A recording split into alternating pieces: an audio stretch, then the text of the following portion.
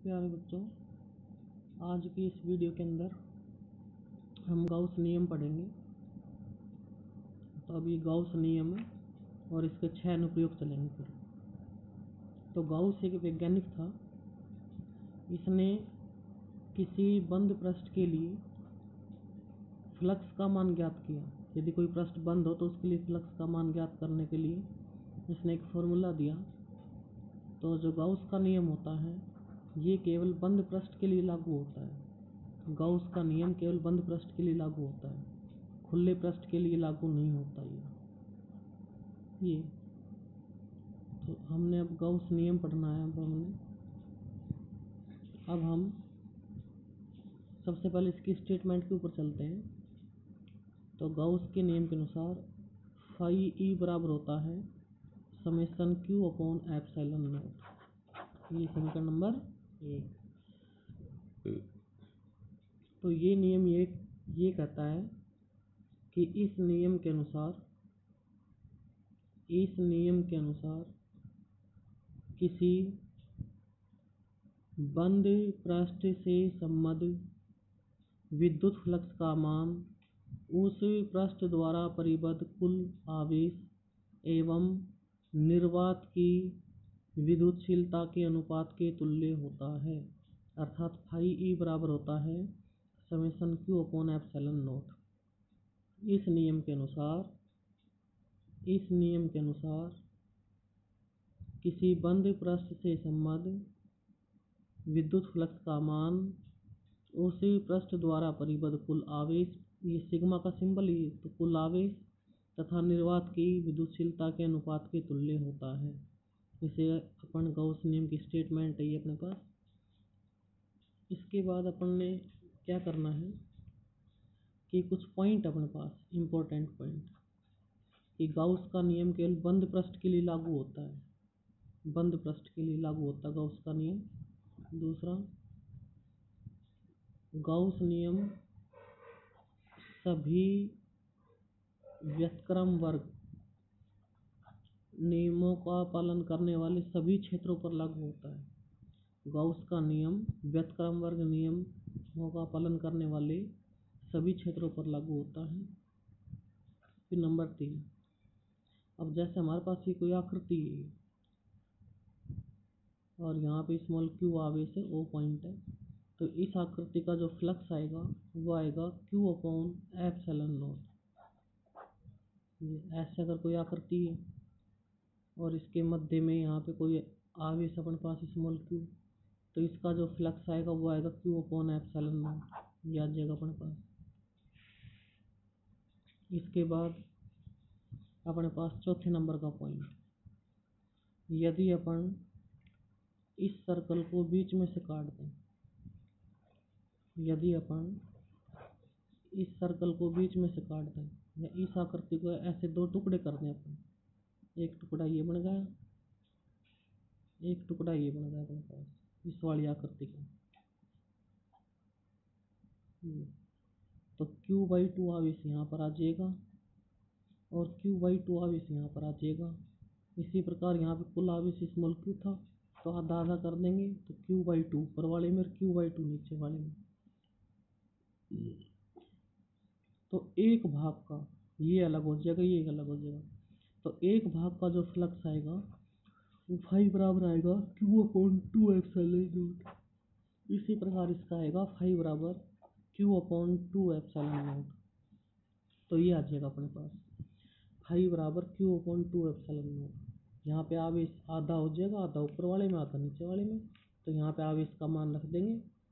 Gauss का नियम होता है फाई बराबर Q/एप्सिलॉन नॉट, तो Q की जगह Q/2 रखना है, तो ये Q/2 एप्सिलॉन नॉट ये आ जाएगा अपने पास। इसके बाद अपन ने कि जैसे 5वां पॉइंट है कि अपने पास यदि ये बंद पृष्ठ है और यदि इस बंद पृष्ठ के अंदर ये एक द्विध्रुव रखा हुआ है अपने पास, ये एक द्विध्रुव है, तो इस द्विध्रुव से संबद्ध या इस पृष्ठ से संबद्ध जो फ्लक्स आएगा वो 0 आएगा अपने पास, क्योंकि इस स्थिति में जो कुल आवेश बनेगा वो 0 बनेगा, परिमाण में समान दिशा में विपरीत। ये तो कुल आवेश 0 तो इसका मान 0 रखेंगे, 0/ε0 तो 0 बन जाएगा। सवाल ऐसा आया था राजस्थान बोर्ड में, यदि किसी बंद पृष्ठ के अंदर 5 विद्युत द्विध्रुव रखे हों तो उस पृष्ठ से संबद्ध विद्युत फ्लक्स क्या होगा? आंसर आएगा 0। यदि बंद पृष्ठ के अंदर चाहे एक द्विध्रुव रखा हो, चाहे 3 हो, चाहे 4 हो, चाहे 10 हो, चाहे 1000 हो, फ्लक्स का मान 0 बनेगा, क्योंकि वो परिमाण में समान होते हैं, दिशा में विपरीत आवेश। तो आवेश का मान 0 तो फ्लक्स का मान 0 बनेगा। अगला पॉइंट ये आता है कि भाई अपने पास फाई बराबर होता है Q/2ε0। तो बंद पृष्ठ से संबद्ध फ्लक्स का मान आवेश के मान पर निर्भर करता है। बंद पृष्ठ से संबद्ध फ्लक्स का मान आवेश के मान पर निर्भर करता है। अगला पॉइंट आएगा, बंद पृष्ठ से संबद्ध फ्लक्स का मान आवेश की स्थिति पर निर्भर नहीं करता है। केवल आवेश के मान के ऊपर डिपेंड करेगा, आवेश की स्थिति के ऊपर डिपेंड नहीं करेगा। अगला पॉइंट है, बंद पृष्ठ से संबद्ध फ्लक्स का मान पृष्ठ द्वारा परिबद्ध आकृति, आकार, ज्यामिति पर निर्भर नहीं करता है, केवल आवेश के मान के ऊपर डिपेंड करेगा, निर्भर करेगा। तो ये इससे अपने पास ये है। अगला पॉइंट ये है कि जैसे अपने पास ये घन है,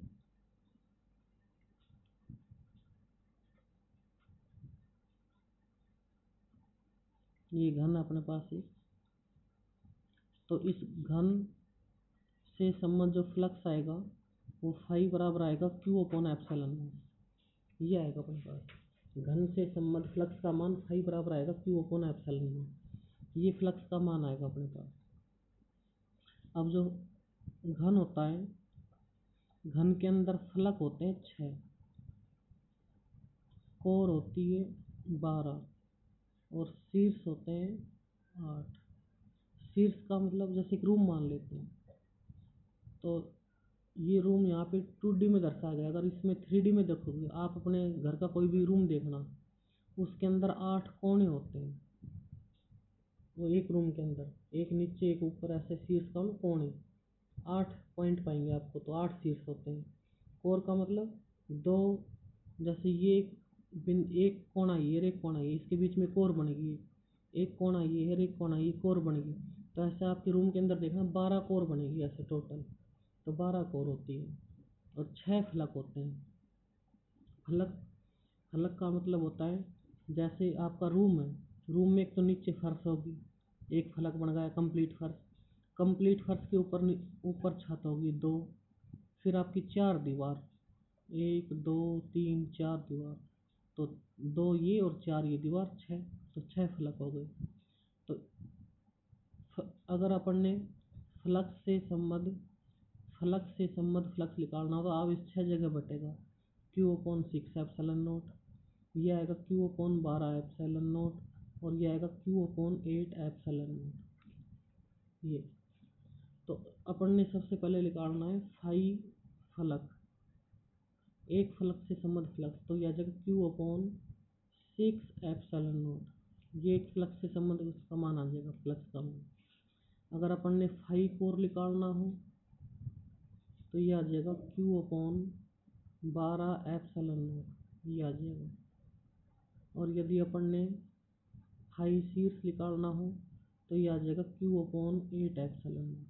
बस Q का मान चेंज करना है यहाँ पे। इसमें फलक में 6 जगह बटेगा, कोर में 12 जगह और शीर्ष में 8 जगह। तो ये भी इम्पोर्टेंट पॉइंट अपने पास, तो ये स्टडी करना आपने। तो ये अपने पास गाउस नियम है। अब ये होती गाउस प्रमेय।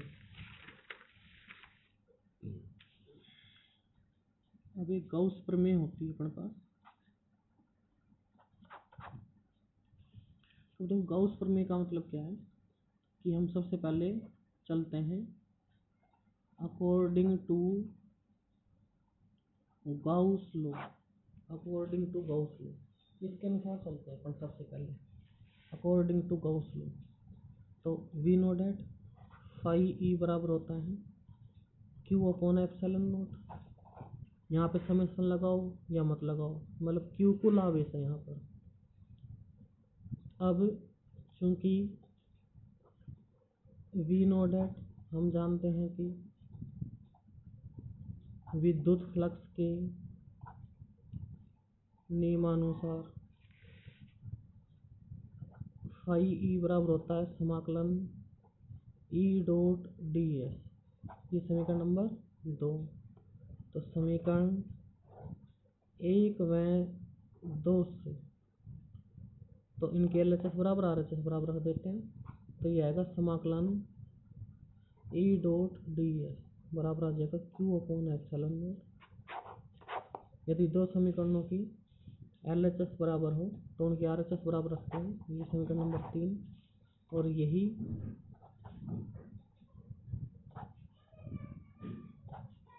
गाउस प्रमेय है अपने पास।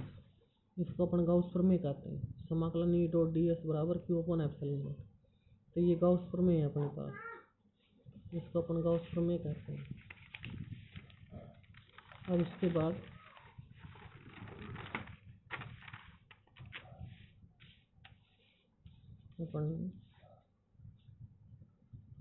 अपन पास ये फॉर्मूला है गाउस नियम में, फाई बराबर क्यू अपॉन एप्सिलॉन नॉट।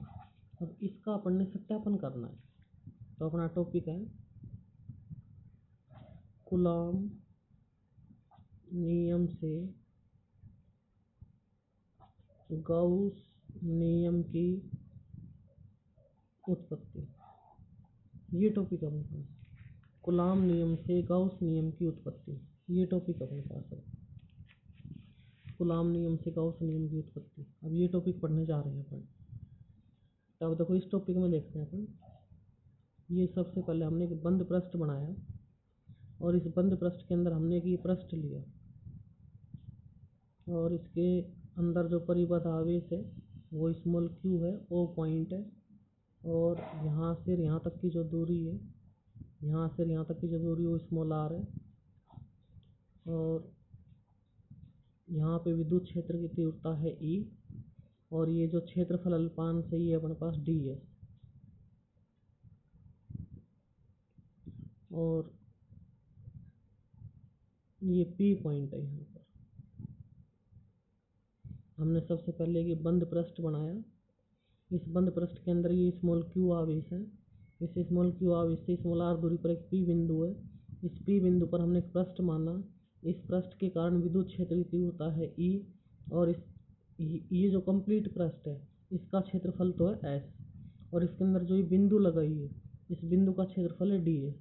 और इन विद्युत क्षेत्र और क्षेत्रफल अल्पांश के बीच में थीटा कोण बन रहा है।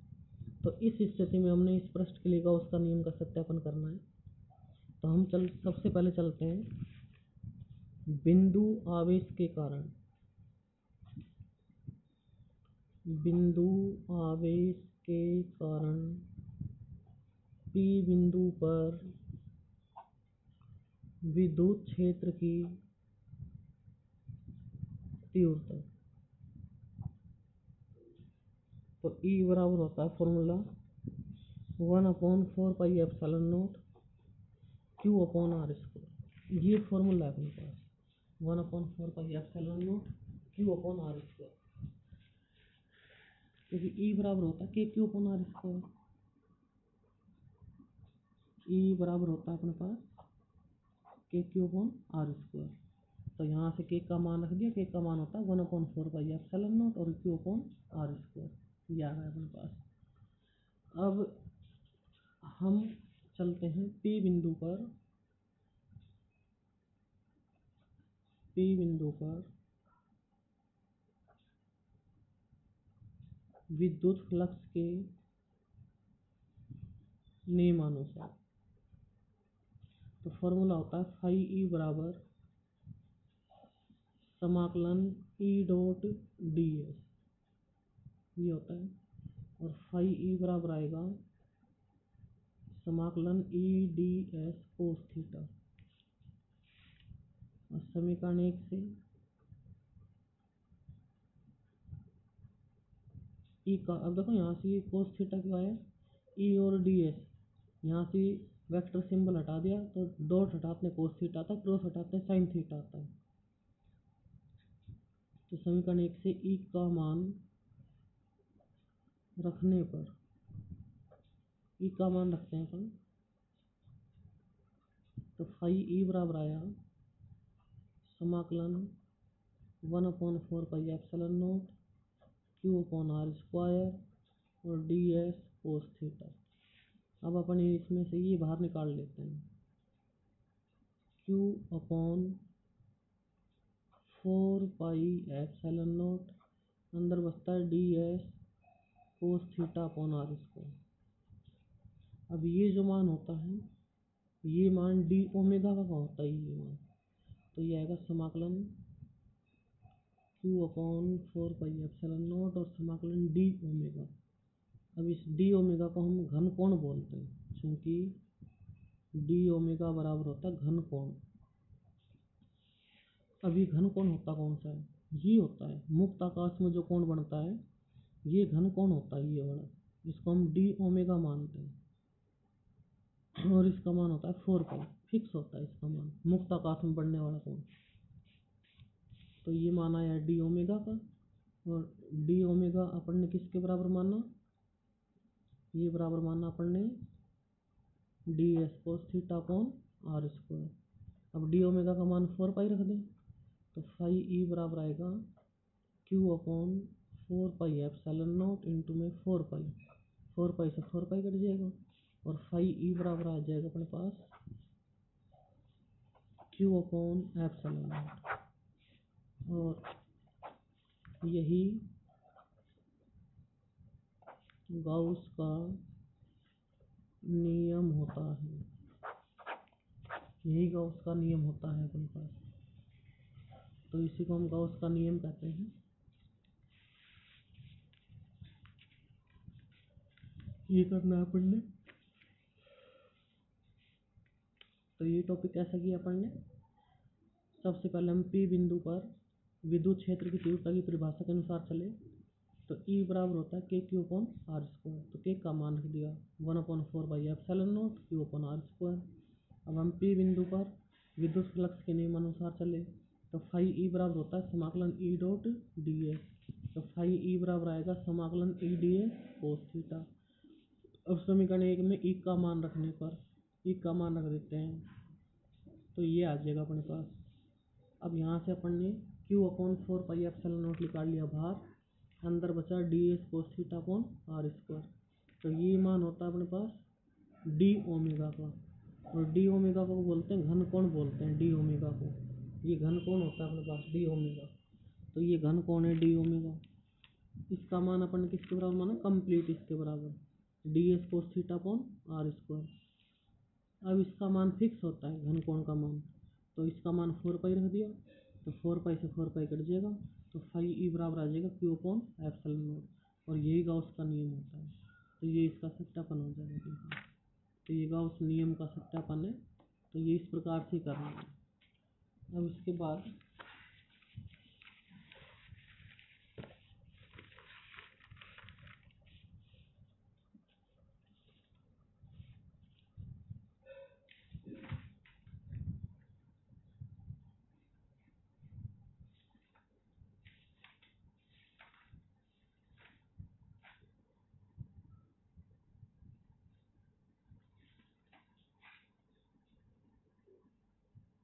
एक छोटा सा न्यूमेरिकल करते हैं भाई।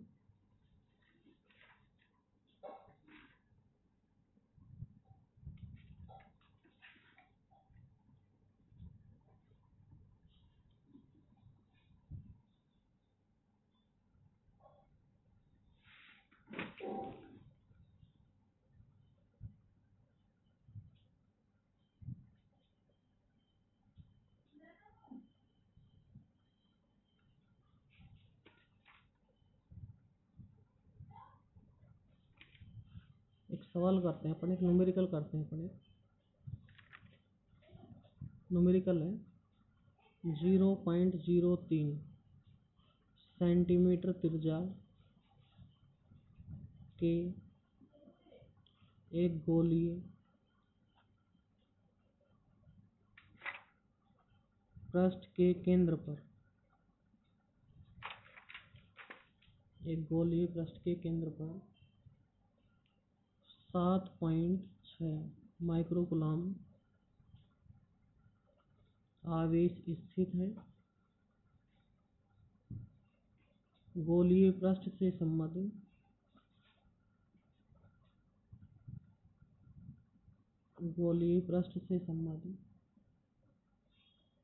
विद्युत फ्लक्स का मान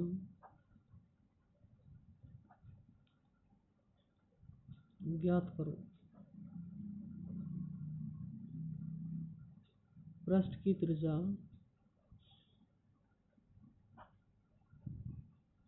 2 गुनी करने पर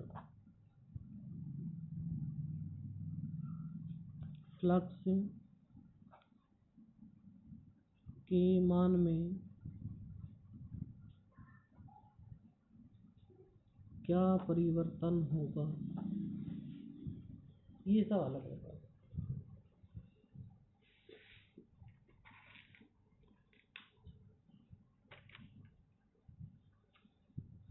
ये सवाल है। सबसे पहले सवाल को पढ़ते हैं ध्यान से। सवाल में 0.03 सेंटीमीटर त्रिज्या की, तो त्रिज्या r बराबर है 0.03 सेंटीमीटर। एक बंद पृष्ठ के केंद्र पर आवेश का मान 7.6 माइक्रोकूलम। तो इसका मतलब ये हुआ कि जो Q है ये 7.6 इंटू 10⁻⁶ कूलम। ये गोलीय पृष्ठ से संबंधित विद्युत फ्लक्स का मान ज्ञात करो। फाई का मान कैलकुलेट करना है अपन। तो फाई का मान कैलकुलेट करेंगे अपन। तो चूंकि अब अपन ने ये देखना भाई जो संख्या दे रखी है ये और जो लिखा है इनमें कोई संबंध होता नहीं होता। तो वी नो डैट फाई बराबर होता है Q अपॉन एप्सिलॉन नॉट। तो यहाँ से फाई बराबर Q की वैल्यू रख दो 7.6 इंटू 10⁻⁶। नीचे एप्सिलॉन नॉट, इसका मान फिक्स होता है 8.854 गुणा 10⁻⁻12। अब इसको नीचे से ऊपर ले जाएंगे तो फाई बराबर आ जाएगा 7.6 इंटू 10⁻⁶ इंटू 10⁻12 अपॉन में 8.854 और फाई बराबर आएगा 7.6 गुणा 10⁻6 बटा में 8.854। इसका इसमें एक 76 इंटू में 10⁵ और अपॉन में 8.854 ये आ जाएगा अपने पास। और फाई बराबर आ जाएगा अपने पास, फाई बराबर आएगा अपने पास 8.6 गुणा 10⁵ इसका इसमें भाग देंगे तो ये आ जाएगा 8.6 गुणा 10⁵ वोल्ट इंटू मीटर। तो ये न्यूमेरिकल वैल्यू आ जाएगी अपने पास।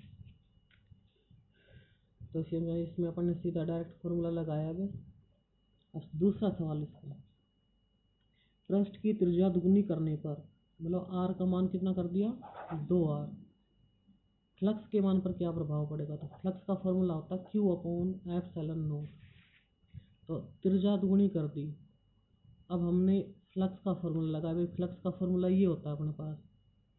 तो फ्लक्स किसके ऊपर डिपेंड करता है, आवेश के मान के ऊपर डिपेंड करता है। क्योंकि यहाँ पे जो एप्सिलॉन नॉट होता है ये तो कांस्टेंट होता है। कांस्टेंट का इसके मान के ऊपर कोई इफेक्ट नहीं पड़ता। तो फ्लक्स का जो मान है केवल आवेश के मान के ऊपर डिपेंड करेगा। और यहाँ से r बराबर 2r है। तो यदि यहाँ से त्रिज्या दुगुनी करते हैं तो इसके मान के ऊपर कोई प्रभाव नहीं पड़ेगा, फ्लक्स के मान के ऊपर कोई प्रभाव नहीं आएगा। क्योंकि फ्लक्स का मान डिपेंड कर रहा है आवेश के मान के ऊपर। त्रिज्या का मान घटाएं बढ़ाएं उससे कोई लेना देना नहीं है अपने। तो ये है अपने पास। अब इसके बाद कल की जो क्लास है, कल की क्लास में अपन ने स्टडी करेंगे गाउस नियम के 2 अनुप्रयोग। फर्स्ट वाले 2 अनुप्रयोग स्टडी करेंगे, 6 अनुप्रयोग अपने पास। तो 2 अनुप्रयोग स्टडी करेंगे अपन उसमें। तो आप सभी ने ये सारी वीडियो देखनी है, रोज़ अपलोड की जा रही है। और हो सकता है लॉकडाउन लंबा जाए, आपका स्कूल ना खुले अभी जुलाई के अंदर भी। तो आपने कोशिश करनी है, सारा काम फेयर कॉपी में करना है और बढ़िया तैयारी करनी है आपने सभी ने। रोजाना वीडियो को देखो, 2-3 बार देखो जो समझ में नहीं आ रही उसको। जय हिंद, जय भारत।